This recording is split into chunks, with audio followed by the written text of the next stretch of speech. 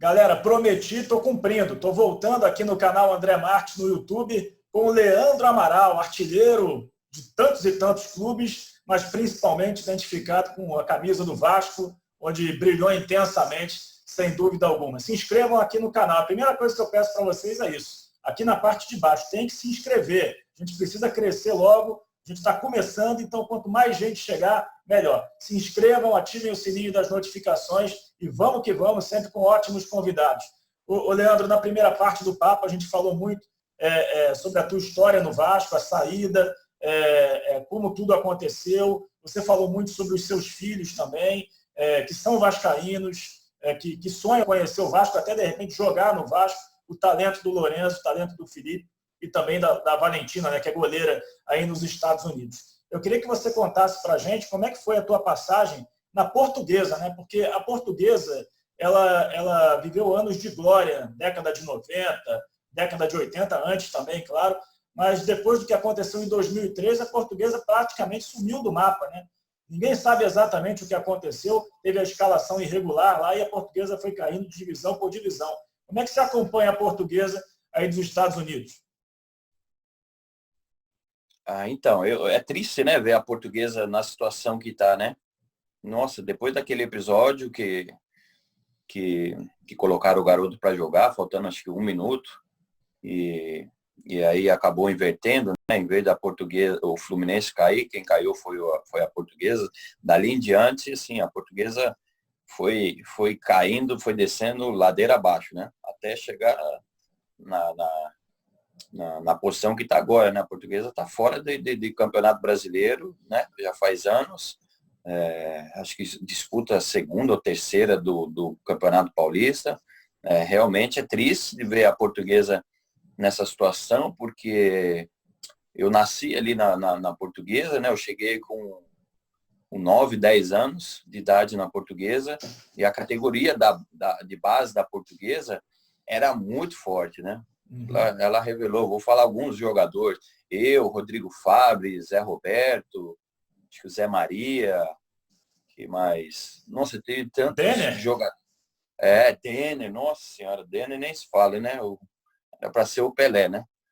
Então, e era um clube que tinha uma estrutura excelente, tanto na categoria de base, no profissional, organização, era tudo muito era tudo muito perfeito, assim, sabe? É difícil hoje em dia acreditar como é que a Portuguesa, sabe, chegou nesse ponto que está hoje. Porque é um clube que todos os anos ela revelava no mínimo 1, 2 jogadores. Ela colocava jogadores na seleção brasileira, né? Eu fui para a seleção brasileira a primeira vez jogando na Portuguesa. O César, o zagueiro, foi para a seleção. Emerson foi para a seleção. Que mais? Nossa, e tantos foram, né? Denner, enfim, tantos caras, né, da Portuguesa foram para a seleção e foram também vendidos para clubes de fora, né, da Europa. Eu fui vendido para a Fiorentina por um valor muito alto. O Rodrigo Fabre foi para o Real Madrid. Então, era um clube que não deixava nada a desejar, sabe? Nós jogávamos, eu me lembro, no Canindé. A gente, num ano, no Canindé, a gente perdia 1 ou 2 jogos, ou às vezes nem perdia no ano, jogando no Canindé. A nossa equipe era fortíssima. Era extremamente forte a Portuguesa e até hoje ficou tudo muito mal contado, né? Imagino que você tenha contato com pessoas da Portuguesa da época ou de outras épocas, ex-jogadores. Como é que vocês veem essa situação toda? Vocês imaginam ainda a Portuguesa voltando a ser o que era? Tentam, de repente, imaginar ideias para a Portuguesa ou o pessoal, infelizmente, está vendo que não tem muita solução? Então, a gente tem os grupos, né, do WhatsApp, dos jogadores da época, e todos têm essa mesma opinião, né? Assim, minha, é lamentável ver a Portuguesa nessa situação, entendeu? Algo mais grave sempre acontecia, deveria estar acontecendo ali nos bastidores, né, em relação a dinheiro, enfim, que a gente já viu de presidentes, algumas histórias aí, e assim, eu já pensei tanta coisa, assim, sabe, o que poderia fazer, o que não poderia fazer, mas a gente vê, nossa, a Portuguesa tem uma dívida enorme, entendeu? Ela não tem apoio de ninguém, não tem apoio de patrocinadores, não tem apoio, como é que fala, da federação, ela não tem apoio nenhum, sabe? É difícil você ver uma luz lá no fim do túnel. A esperança, claro, que eu tenho, e todos eles, jogadores que a gente se conversa, a gente também tem a esperança de ver a Portuguesa brilhar de novo, ver a Portuguesa revelar grandes jogadores. Mas, assim, eu não vejo alguma saída se a federação ou a CBF, alguma entidade grande do futebol brasileiro, ajudar a Portuguesa, porque os patrocinadores, eles só querem entrar no clube quando o clube está na vitrine, né? Está se destacando para o patrocinador ter o retorno dele. Então, nessa situação que a Portuguesa está, jogando terceira, quarta divisão, os patrocinadores, eles acabam correndo, né? Eles não querem investir numa equipe que não vai te dar um retorno comercial. Então, acho que a única esperança que a gente tem, que eu tenho, é de ou a federação, a CBF, alguma entidade dessa grande, ajudar o clube a voltar a crescer e revelar grandes jogadores.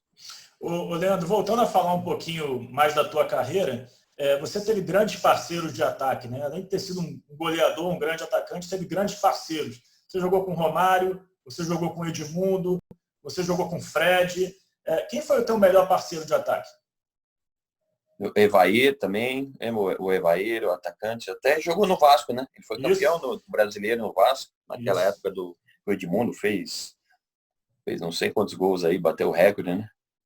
Então, assim, cara, é difícil, assim, falar quem foi melhor, porque todos eles eu me dei muito bem, né? Na Portuguesa, eu me dei muito bem com o Evair, sabe? O cara, ele foi um cara que me ajudou muito ali a crescer como atleta, a se posicionar dentro de campo, sabe? Na época, eu me lembro, ele já era experiente, já tinha ganho tudo no Vasco, já tinha ganho tudo pelo Palmeiras, e você garoto, você que se às vezes tem uma energia até de sobra, né? E ele falava para mim, calma, deixa as coisas acontecer, sabe, naturalmente. Às vezes você está muito afoito, você está muito afobado de fazer alguma jogada, tem um pouquinho mais de calma, uma tranquilidade, se posiciona melhor, sabe? Perde 1 ou 2 segundos, mas, sabe, você tem que saber o que realmente que você vai fazer, a jogada, para onde você vai, abrir os espaços. Então, foi um cara que me ajudou muito a crescer ali na época da Portuguesa. Agora, assim, Edmundo e Romário, para mim, acho que foi um dos grandes prazeres que eu tive, porque são duas, para mim, são duas lendas, né, do futebol. Pô, a história que eles têm no futebol brasileiro é uma coisa, assim, fora do normal, né? E fora também, né? O Edmundo teve uma passagem lá na Itália também, que ele é idolatrado até hoje. E o Romário nem se fala, né? O Romário jogou na Holanda, Barcelona, enfim. Cara, o cara é campeão do mundo, né? Praticamente carregou a seleção ali, decidiu todos os jogos no Mundial. Então, pô, jogar com esses dois aí foi, acho que para mim, um dos melhores prazeres que eu tive e a sorte e a felicidade. Assim. E você jogou com os dois já, com ambos em fim de carreira, né? O Romário já tentando aquela história do milésimo gol, o Edmundo também já numa reta final de carreira. Você corria para eles, Leandro? Nossa, eu corria muito para eles, me dedicava muito. E assim, eu sabia que dali também, por exemplo, eu sabia que eles tinham a parte física deles, é claro, com a idade é normal, não teria a mesma, mas assim, a qualidade ainda era a mesma, entendeu? Então eu sabia que eu ia ter que correr mais, mas pô, se eu tocasse a bola certinho para ele, eu tinha certeza 100% que eu ia receber e me posicionar, eu tinha certeza que eu ia receber a bola onde eu queria, porque a qualidade deles não mudou em nada, só mudou a parte física. Então, boa, e eu sempre, graças a Deus, assim, a gente teve, tanto com o Edmundo, com o Romário, eles são muito polêmicos, essas coisas todas, com a imprensa. E eu sempre tive um relacionamento muito bom com os dois, e eu não entendi. Eu falei, gente, por que esse monte de polêmica? E, assim, conversava com os dois no dia a dia, os dois eram super legais. O Edmundo sempre me deu muita moral, Romário a mesma coisa. Então, assim, pô, foi o maior prazer, a maior felicidade do mundo, assim, ter jogado no Vasco e com essas duas lendas do futebol mundial e principalmente do Vasco. É que hoje você é vascaíno, não resta dúvida, até pela tua conduta nas redes sociais, pelas palavras que você cita. Quando você era mais novo, garoto, criança, qual era o teu time de coração? Meu time de coração era São Paulino. Sabe, eu tinha um primo meu, nossa, ele era doente pelo São Paulo. Então, quando eu era pequeno, antes de começar a jogar futebol, eu devia ter lá meus 6, 7, 8 aninhos, ele me levava todo jogo, quase todo jogo do São Paulo. Então, acabei virando São Paulino. Só foi mudar agora, né? Depois que eu fui pro Vasco. Então, é isso que é legal, sabe? A minha relação com o Vasco, assim, é como quando você vai conhecer uma mulher, né? Antes de você namorar. Você bate o olho na mulher, não sei, rola um sentimento interno, né? Para você poder conhecer e começa a namorar e se apaixonar. Mas esse sentimento que você rola interno, que é fortíssimo, é uma coisa inexplicável. Então, comigo aconteceu igualzinho com o Vasco, sabe? É uma coisa inexplicável e que eu adoro, que eu tenho um carinho, sabe? Eu assisto todos os jogos aqui, assisto os jogos do Fluminense, tenho um amigo no Fluminense, eu falo com eles por redes sociais, mas assim, se tiver passando um jogo hoje, por exemplo, do próprio São Paulo, se estivesse jogando São Paulo e Fluminense, eu era São Paulino e joguei nos dois clubes. Se estiver passando, por exemplo, Vasco e Macaé, eu assisto o Vasco e Macaé, porque, não sei, é uma coisa interna, inexplicável, que faz eu gostar e ter o carinho pelo Vasco. Pela passagem, acho que eu também tive, sabe? Assim, na época, quando eu cheguei no Vasco, nossa, vamos voltar pro Vasco agora de novo. Quando eu cheguei no Vasco, eu passei, antes de chegar no Vasco, eu passei um período difícil, sabe? Eu passei, acho que uns 4, 5, 6 meses aí, muito difícil, assim, no futebol. Então, ali, cara, essa minha passagem tão boa e recebendo prêmios como artilheiro da Guanabara, ganhando prêmio pelo Vasco, ganhei bola de prata, né, no Campeonato Brasileiro, estava sendo cogitado de novo para a seleção brasileira, que eu já tinha sido convocado bem lá atrás. Então, foi coisas muito fortes que aconteceu ali, sabe? Jogar no Maracanã lotado e ouvir o que a torcida do Vasco cantava para mim, a forma que eles comemoravam os gols, no próprio São Januário também, isso mexeu muito comigo, sabe? São Januário, para mim, o Vasco era praticamente a minha casa. Eu adorava aquilo. Eu acho que assim, você se identifica muito com o clube e principalmente com as coisas externas, assim, por exemplo, uma concentração que a gente tinha na época, a concentração do Vasco era em São Januário, né, na escola ali, né, atrás da escola, atrás da igreja, do lado da piscina, tinha a concentração nossa, era ali. Então, o nosso quarto, poucas pessoas sabem, assim, o quarto nosso dava por fundo, né, a janela, que batia o muro de São Januário.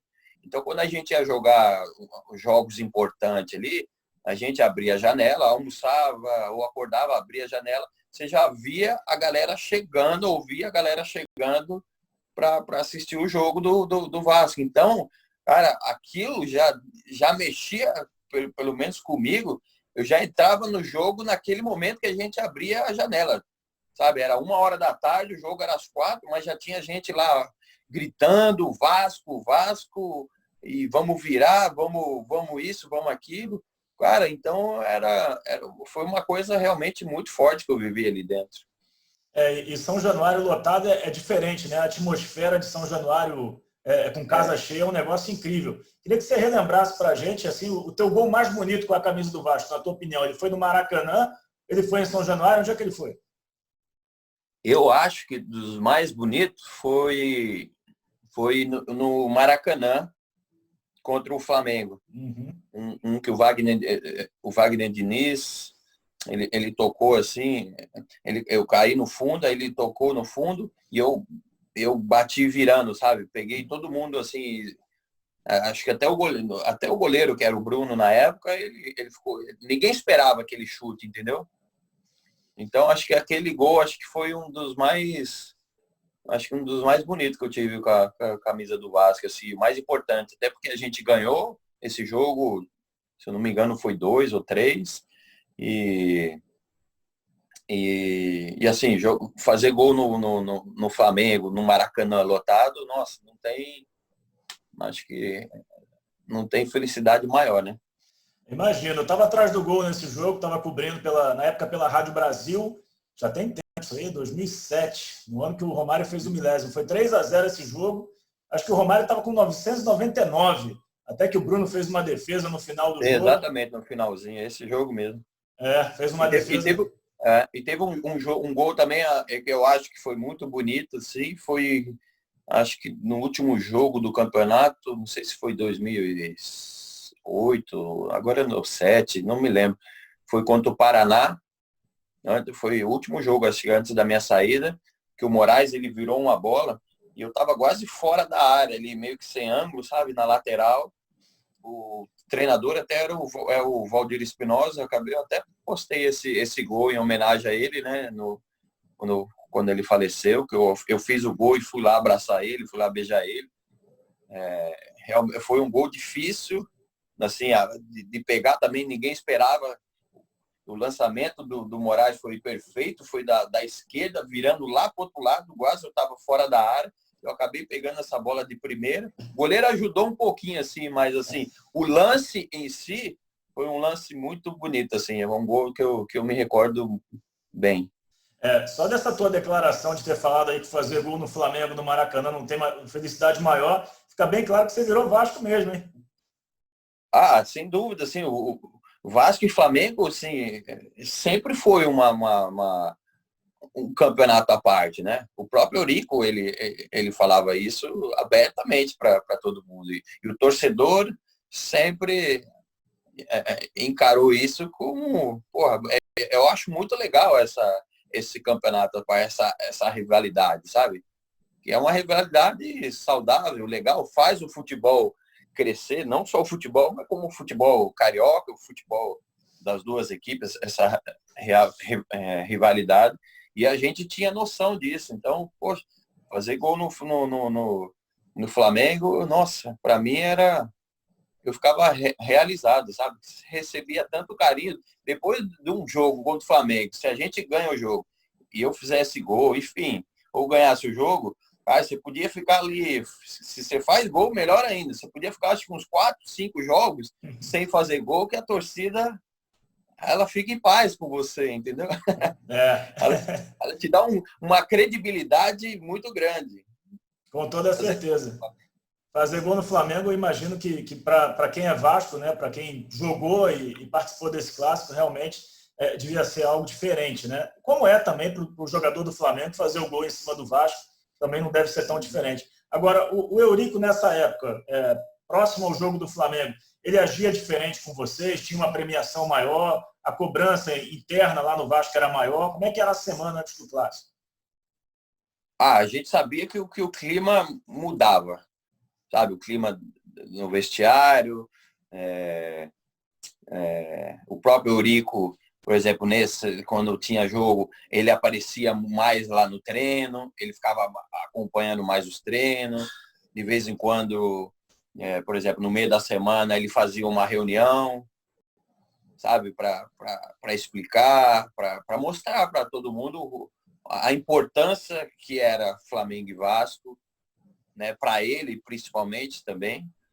Era muito legal, assim. Ou ele aparecia na concentração, na palestra, né, antes do jogo, ele comparecia, assim, E a gente ia assim, com o decorrer, a gente ia tendo a noção que realmente é diferente. Até o meu primeiro jogo, por exemplo, dar um exemplo aqui, me firmei realmente no Vasco só depois do meu primeiro jogo, que foi o clássico contra o Flamengo. Acho que foi o meu primeiro clássico contra o Flamengo.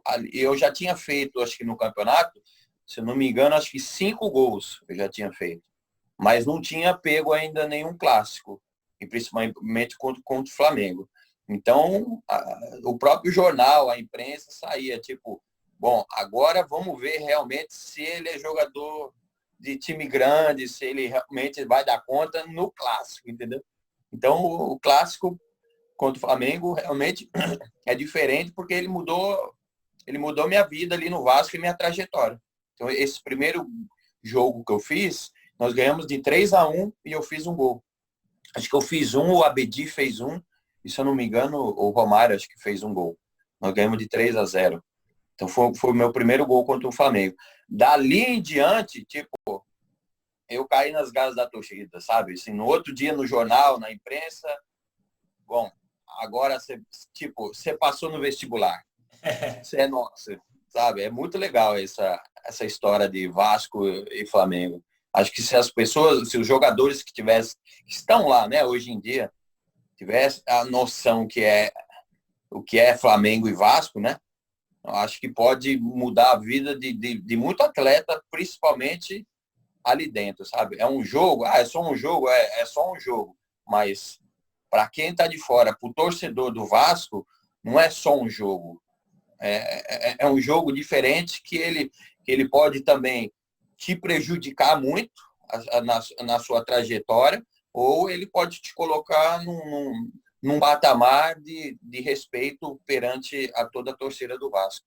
O Leandro, até para a gente falar um pouquinho de você, agora já no pós-futebol, você cita aí que dá os treinamentos, né? Está como diretor lá do time. Você pretende ser treinador de futebol ou o futebol é só dessa maneira mesmo, com a garotada? Como é que é a tua ideia para o futebol no futuro? Então, assim, eu estou assim, muito feliz aqui, né, nessa função que eu faço. Eu treino os meninos vai de 10 anos até 18 anos. Né? Já fui aqui, nesse mesmo clube, já fui auxiliar técnico quando a gente jogava a segunda divisão aqui, né?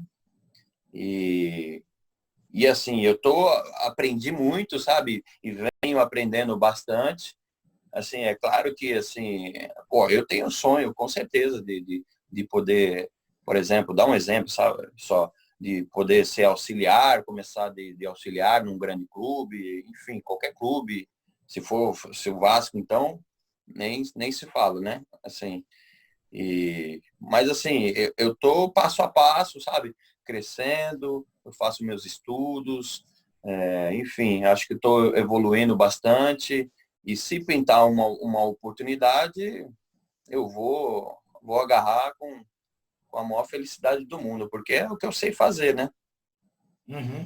E hoje em dia, aqui no Brasil, né, para a função, você tem que fazer a licença C, depois a B, depois a A, os cursos da CBF.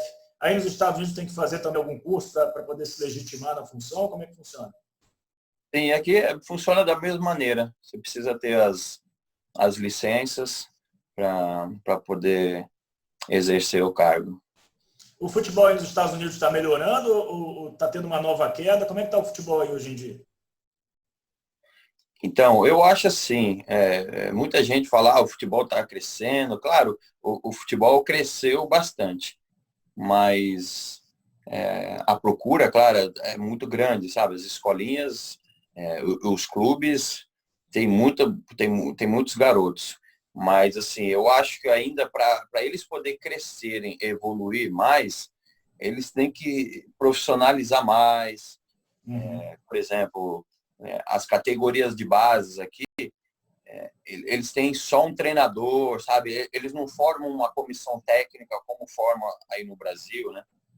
Até foi um dos pontos que eu coloquei aqui para os diretores aqui do clube, quando o Vasco, por exemplo, os meninos vieram para cá, né, de 14 anos, jogar esse torneio. Com eles com 14 anos já tem o Vasco, enfim, todas as equipes aí no Brasil, eles já têm o staff, né? Eles têm o treinador, eles têm o auxiliar, eles têm o preparador físico, sabe? Eles têm um massagista. Então, isso eu acho que ainda falta para eles aqui, para que o futebol possa crescer, sabe?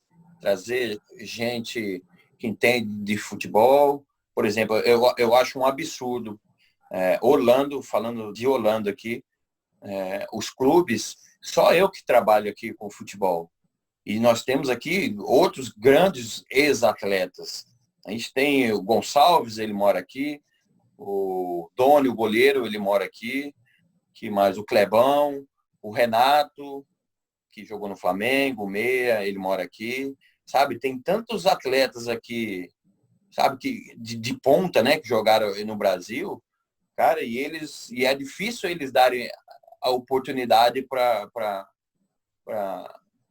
os ex-atletas, entendeu? Então, acho que essas coisas deveriam mudar para que o futebol possa evoluir, sabe?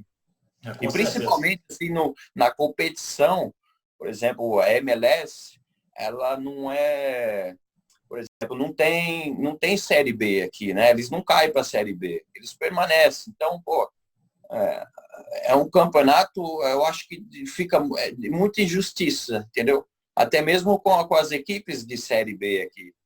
Por exemplo, eu já fui auxiliar aqui de uma equipe, do Crazy Crush, que é nesse clube que eu trabalho, a gente jogava a Série B. Só que se você pode ganhar a Série B, fazer um campeonato brilhante, que não vai te levar a nada, entendeu? Então, pô, aí acaba que os patrocinadores, você acaba perdendo patrocinadores, enfim, porque você não te dá direito a acesso nenhum. E dá comunidade às equipes que estão na MLS. Eu já vi, por exemplo, o próprio Orlando City. O Orlando City, nesses últimos 3 anos, ele terminou o campeonato em penúltimo e antepenúltimo. E tá tudo bem, sabe? E o próximo ano a gente manda 10, 15 jogadores embora, traz mais 15 e o campeonato segue. Então eu não vejo competitividade, um campeonato dessa forma. Os clubes ficam acomodados. Eles têm essa visão, né? A própria NBA é assim, o futebol americano é assim, o beisebol, eles não têm essa cultura do descenso, né? É a liga e são aqueles times e ficam para sempre aqueles times, né? Então, no futebol, eles não souberam entender que no futebol tem que ser diferente. O futebol tem que ter essa história até para ter maior competitividade, né? E é diferente, né? O campeonato, André, pô, no mundo inteiro é assim, né? Pois é. No mundo inteiro. Sobe, desce, né? Os dirigentes se preocupam em contratar e tem que contratar bem, né? Para permanecer na Série A, para ter, por exemplo, um time que joga uma Série A no Campeonato Brasileiro, ele ganha tanto de dinheiro e os patrocínios deles melhoram. Então, se você fizer um time mal, você cair, vai cair teu patrocínio, vai cair, enfim, vai cair muita coisa, né? Pois então, e vai dar chance também dos pequenos crescerem, né?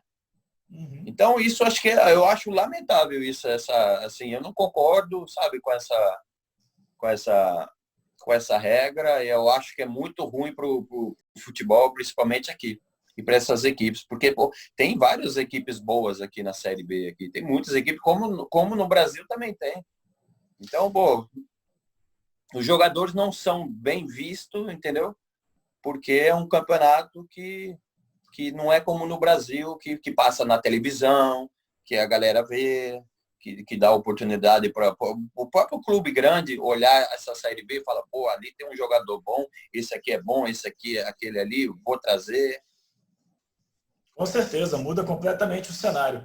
Galera, quero que vocês se inscrevam. O papo tá bom aqui com o Leandro Amaral, canal André Marques, aqui na parte de baixo da tela. Se inscrevam, ativem o sininho das notificações para a gente continuar trazendo grandes convidados aqui para vocês. Leandro, para a gente fechar, Você falou com tanto carinho do Vasco, eu queria que você deixasse um recado final para o torcedor do Vasco, aquele torcedor que é chateado com você, mas que acompanhou a entrevista. Eu queria que você deixasse um recado para esse torcedor, de repente, sei lá, para deixar claro para eles que você gosta tanto do Vasco e gostaria de contar com carinho deles também, porque dentro de campo você resolveu e você é querido. Eu queria que você deixasse um recado para eles.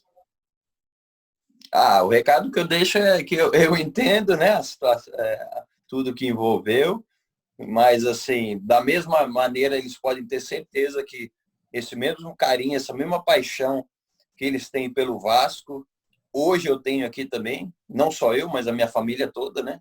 São todos vascaínos e eu não, sabe, por exemplo, na minha rede social, a maioria das coisas realmente que eu coloco é do Vasco e coloco com muito orgulho, entendeu? E assim, porque eu falo isso porque tem muita gente, ex-jogadores, eles ficam com medo de, não sei porquê, de declarar qual é o seu time, entendeu? Eles ficam muito em cima do muro. Então, para mim, eu não tenho esse problema.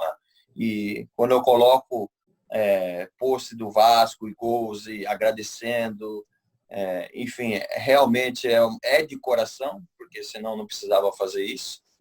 E que vocês continuem acreditando no Vasco, como eu acredito, e eu espero que o presidente possa realmente tirar o Vasco dessa situação, né? Porque ultimamente só se fala de coisas ruins ou promessas que não são cumpridas. Então, que o torcedor possa continuar incentivando, cobrando realmente o presidente, diretoria, porque acho que o torcedor do Vasco ele é fundamental para o crescimento do Vasco. E eu tenho certeza que eles vão fazer isso, porque a maior prova que eles fizeram foi do sócio torcedor.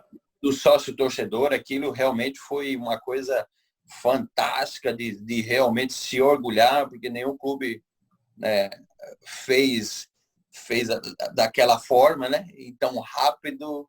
Então, assim, o que eu desejo é isso, é sucesso, que vocês continuem apoiando, e eu mesmo aqui de longe, eu também tô apoiando sempre o Vasco.